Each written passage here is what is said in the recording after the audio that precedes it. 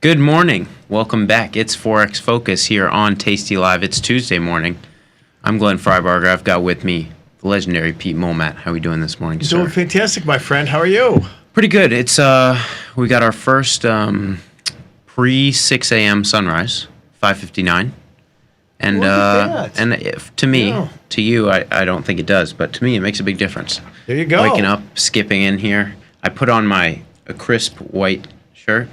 Very sharp. You always surprise me and randomly will throw on a very crisp white collared shirt. It's the and next one in the rack, so to So speak. I wanted to get out in front of it here on a Tuesday. Well but done. You've got a nice baby blue you're rocking. The fact you've got a collar on your shirt is amazing because we have some work to do with other team members and the lack of collars on their shirts. So to each their own. But I thought I'd bring it today. I'm not. Again, no. This is turning. This is not a democracy. People don't have individual rights anymore. No, yeah. No, we're going to have a T-shirt burning contest. And, I don't care if it comes from Lululemon. Okay, yeah. Well, it's all in the name of performance, performance tees. It's strictly one man's opinion. Well, and Lululemon, they make dress shirts as well. So I bet they do. Yeah, they're stretchy. I think they help you with the buttons. Seriously? Yeah. Oh my God. The buttonholes are a little bigger. I would have so thought they're even fake buttons where they've got like a little elastic Velcro or they zipper actually might be behind the them. pop. Yeah. Like where they just pop steps. together. Yeah. So maybe we can ease into it. Oh my God. Unbelievable. What's new this week? It's April 22nd. And we're running towards the end of the month. Yep. Things a little fatigued, I think. For sure. It's hard not to have, in markets like we've had, I mean, there's been some great runs, some great trades. But I think every time active traders go through this, everybody gets, this is why we talk so much about static delta, straight exposure trades like we have, thinking about those management decisions ahead of time and sticking to them. Pick a product, Euro, which actually, it's funny, Europe and London were out yesterday. Right, yeah. So Now, we traded currencies for the most part, gave a little bit of ground, but traded higher Sunday night. They had another push last night. Euro got well above 115, Swiss higher, yen higher. And what time do you think that those markets all just topped out?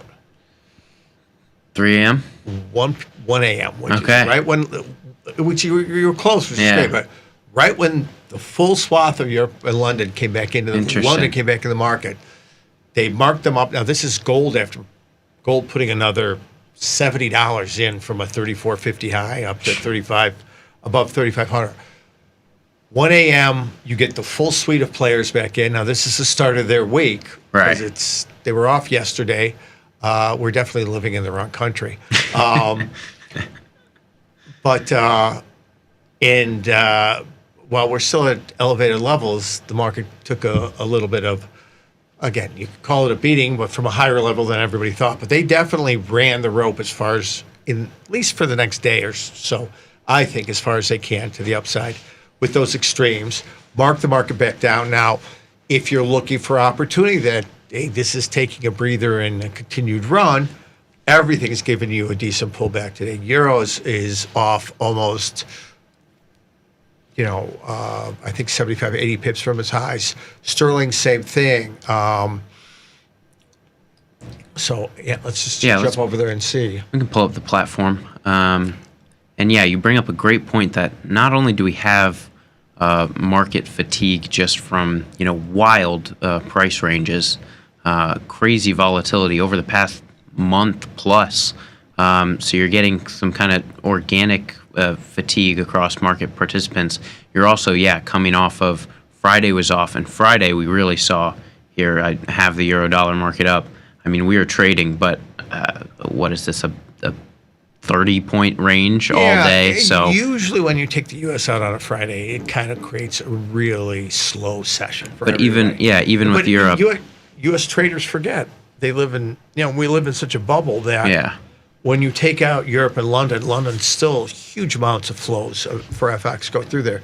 You're going to see This was a case where you'll either see a slower market, or when you're at new highs, you'll see a market that tends to go, because all the usual guys who may be taking the other side of that are out. And you've got people who have to manage losses, stops, more additional buying tends to fuel it. And we saw that kind of crescendo up, and we got back up to 115.50 again, and had a little bit of a pullback here.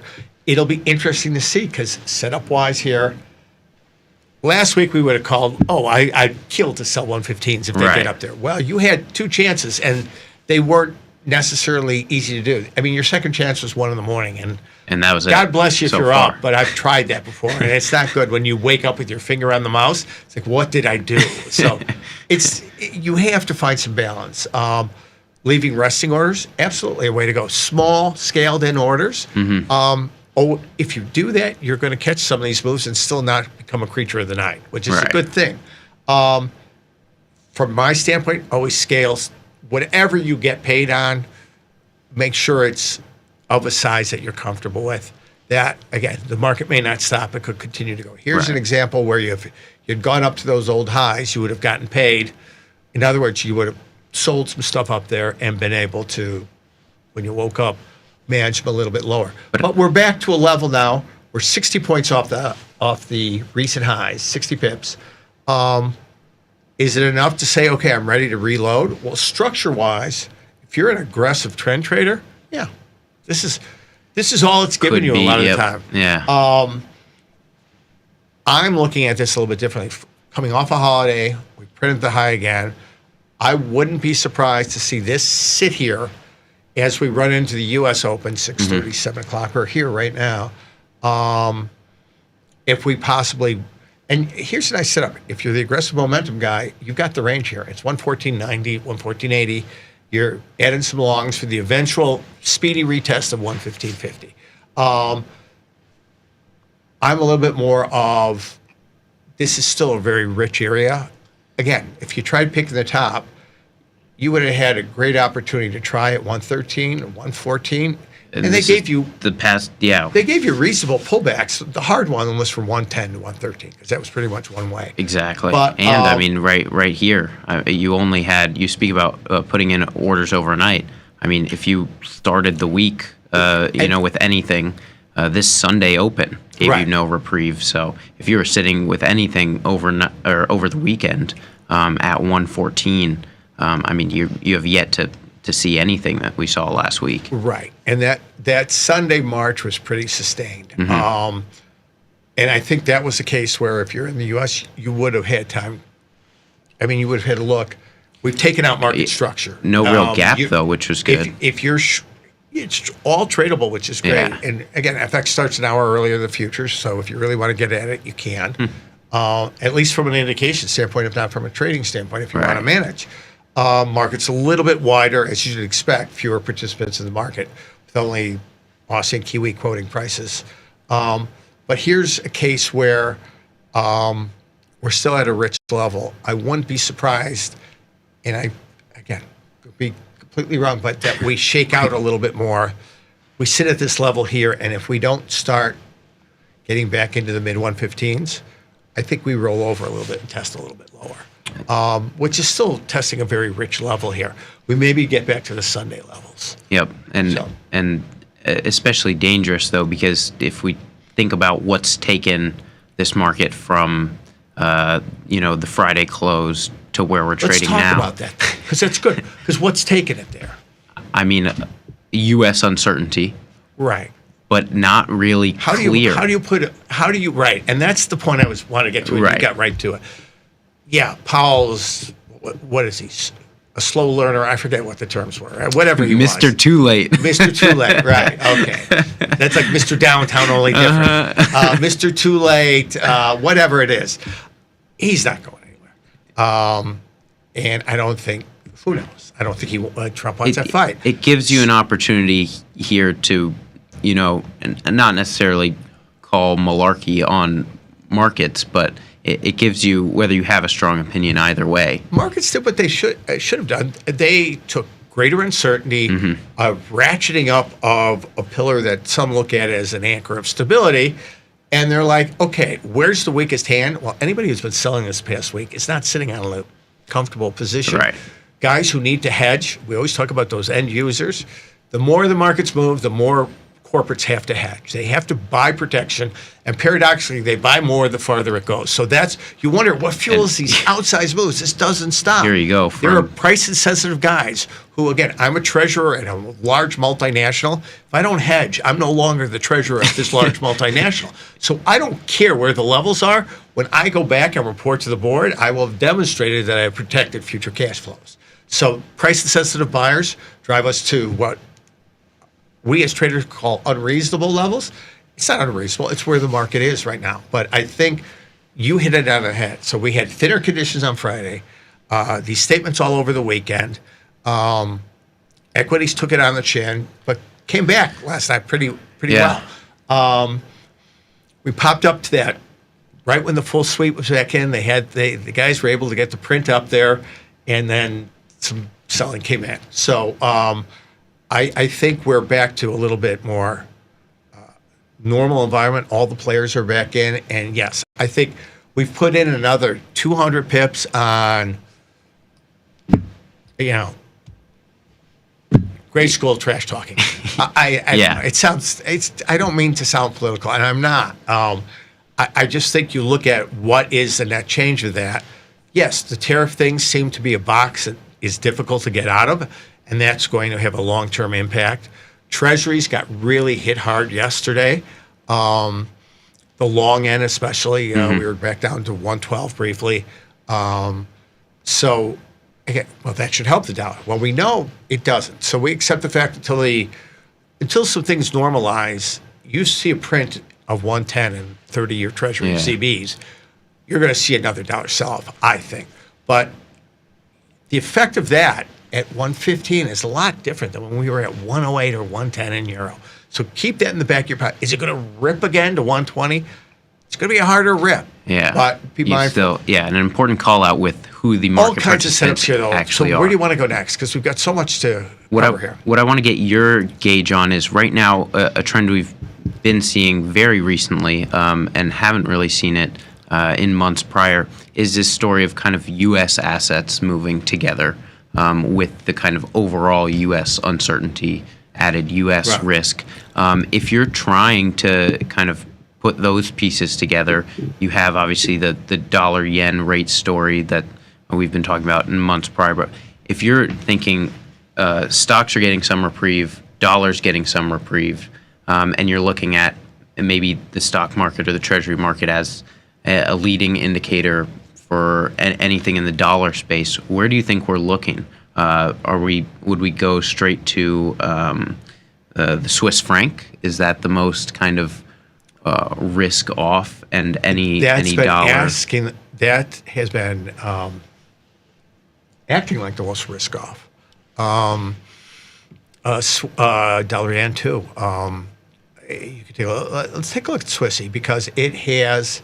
This is the daily chart. Yeah, and that 81 cent level has been an amazing kind of inflection point. And we got under it Sunday night, Monday. Today, we're still under it, but we're kind of making back a little bit of ground here. This is a tough one because if you're going to stick to your mechanics, if you had traded the 81, 82 range and you weren't looking for, all right, I'm going to buy these because they're so cheap, and midline's 85. If you were looking for 85, you were very frustrated. If you were looking to take probably 1.5 times the expected daily range, which is probably 65, 70 pips. Sure. You had good scalps here. Yeah. Now you're below the level where if you had been buying the dip, you probably depends on where you were. If you're buying them against, 81.20, 81.10, did you get stopped out last night? Yeah, you probably did. If you were using some sort of symmetrical management, you got close. But for me now, we spent a day and a half under 81 cents, which is a long enough time to say that maybe This is now your resistance level. Where support lies, I don't know. But are we in a new range, right? Right. Or was that kind of just that last little bit? This all happened while we talked about markets were thinner. Maybe this Exactly. was, again, when we talk about the ephemeral or the them, they took this to. It is, again, dealers not with a secret plan or cheating. They have orders to fill. They have customer books, and they will go out and do them. Now, at these levels, what are the order books? Probably stops to the downside more so than people buying, and corporate hedging, which will definitely be selling at these levels. So thinner conditions, they're going to move the market a little bit more. So I think this continues to be, it's very elastic. Liquidity in this is, considering how elastic it is, Swiss is always, it's a smaller market. But, you know, we're used to seeing 0.8 of a pip here. We're looking at 2 pips. The market, yes, you could say it's a wider market. That isn't, in my mind, that isn't I traded Swiss for a long time on the dealing desk at a bank.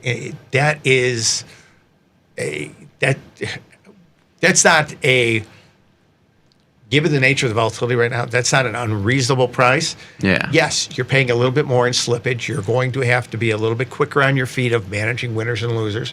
But the elasticity in this market gives you that. This will be an interesting one. If we level set back above and hold above 81 cents, you could say that was kind of, okay, that was some noise from a thinner condition.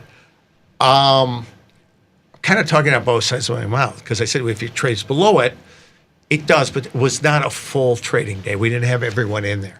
So, and that's to say that this week, especially, I feel like we're flying the most blind here in a pair like this with such a light economic calendar. With last week of the month is always tough because that's good and bad. The economic calendar means you don't have to manage. You don't get the binary events to get things at levels you want, but you are, which are nice opportunities. You do have the chucklehead tweets. So those are problems you got to, boy, I'm starting to sound really jaded on this. And I don't mean to be. I love the tweets because the tweets give us movement. But it makes it tough to manage your day. In my mind, this is, I accept, well, obviously, it's the structure's there. If you still want to play that range, I think you're kind of challenged because the range was violated. Well, what range am I playing? I think you, in this case, because of the circumstance, you still trade between 81, look for the 82, 82 and a quarter, and if you want to be the aggressive contrarian that this isn't going to hold, dollar's going to get hit again, you're selling the 82 20s, the 82 and a halves. I think what this gives you is a reasonable get out level. If you go by 81s, you're going to see a test. If they test to take out those thin day lows, you're back out again. So the setup is there. Let's go back to the daily, though, because we're still talking about this has had a heck of a move.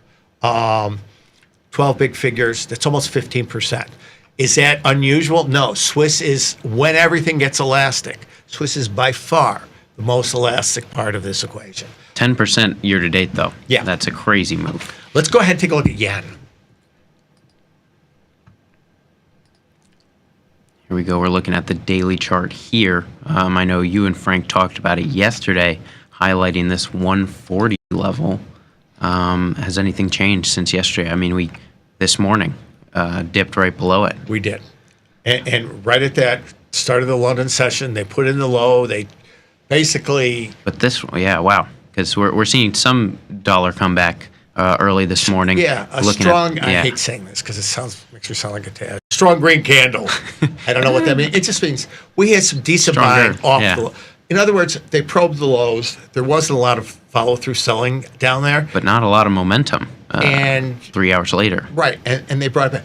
But not a lot of liftoff momentum. What does that look like a lot? That looks like Aussie and Kiwi from a month ago. Plumb a new level, come back a little bit, but you're not giving me anything. Yeah. So this looks, out of all of them, where I would trade that 81 cent level again in Swiss to the upside if you wanted to be the contrarian. This one, I'm not quite so sure that I don't know. Yes, I know where I'm wrong. At 139 and a half, probably, I'm going to get out. Right. If I'm going to be buying this. But this does not look great. I would probably, if we have a general recovery in the dollar, which means a little bit of a correction from this bear run, this will probably be pulled up too. But what it will be pulled up is less so than Swiss, less so than selling euro, less so than selling cable. So it wouldn't be the one I would look to for Sure. a dollar bounce. And if the dollar continues to sell, this one's going to take the lead, I think. And you think in terms of a dollar comeback, this with its historic dependency on treasuries in a much harder place to come roaring back is Great point, because it's like, well, you had this whole treasury yen thing that worked, and it did. It's not working right now. I think the treasuries are, again, 113 looks a little better than sub 112, 111. But if we take the disconnection of if treasuries really get taken out this week to the downside below 110 in the long bond, and it's all on the long end right now that the feature is. The twos are just kind of, curve keeps steepening in yields. The curve, twos are not the feature right now. yeah. They challenge 110 in the long bonds. It's going to continue to break that correlation a little bit, and I don't think that's not going to help dollar yen longs right now. So I think that'll be a little bit of an interesting piece to see. Let's go. I know you've got slides. Do you want to hit the slides? So let's take a look at the commodity currencies.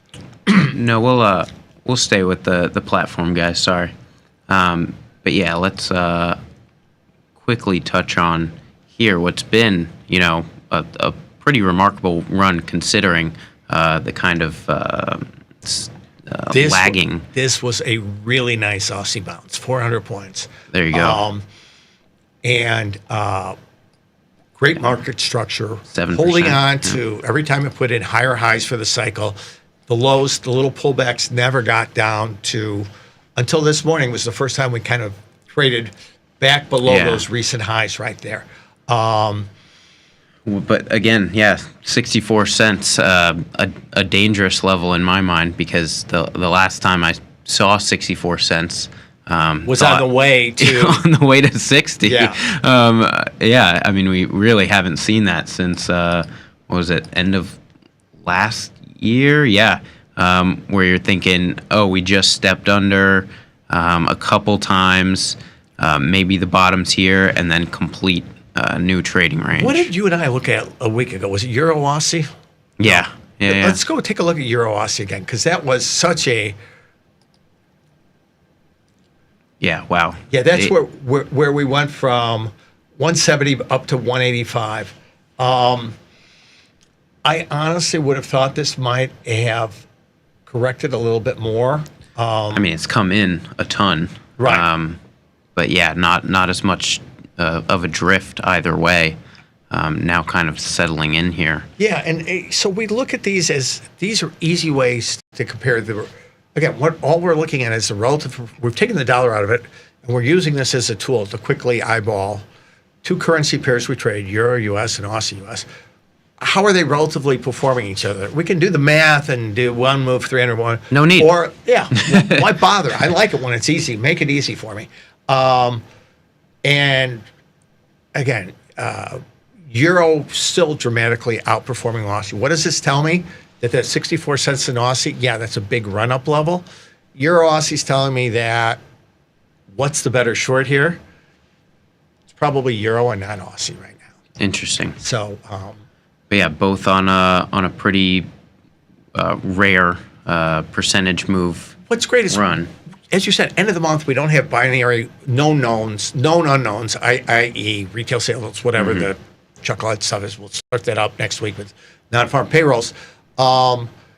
We do have a lot of interesting disconnected movement and other things. Gold, lifetime highs. They printed 135.20. And I'm still. sorry, $3,520 overnight before selling off $60. Huge move from three. Remember when we sold off 2 weeks ago, we got below 3,000. Yep. Keep in mind, though, that's only a 15% move in gold. I mean, yeah. It's a big move, but it's not like going 40%. Right. We had an 11% move in Aussie. So everything is moving in a great way. Lots of good setups. What you're going to see now, I think, is fatigue's going to set in. The ranges will fiddle around these highs a little bit, but the daily ranges will start to shrink. So be mindful that the markets will be a little less elastic, I think. You're going to bring in your levels a little bit of where you want to buy and sell, and don't take one side off the table. Yes, everything's ripped to that. It's hard to buy highs up here. If the market gives you a reasonable pullback and you're an intraday scalper, be prepared to trade both sides of the market. Don't feel compelled that, and I've heard this and done this. I've invested so much on the short side, all I can do is sell these. When you do that, you've now taken off the one side that's worked, which is being long, off the table. Don't do that. Keep two sides. Keep an open mind. Come in every day fresh. Know what's going on. Look at the relative values right now. Looking at the non-dollar crosses will help you look at relative weightings and stay engaged.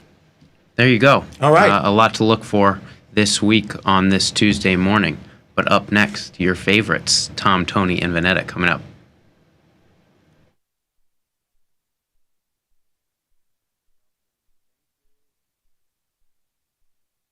The beauty of Thinkorswim was that we were different. From the name to the front end technology was clearly what we wanted as traders.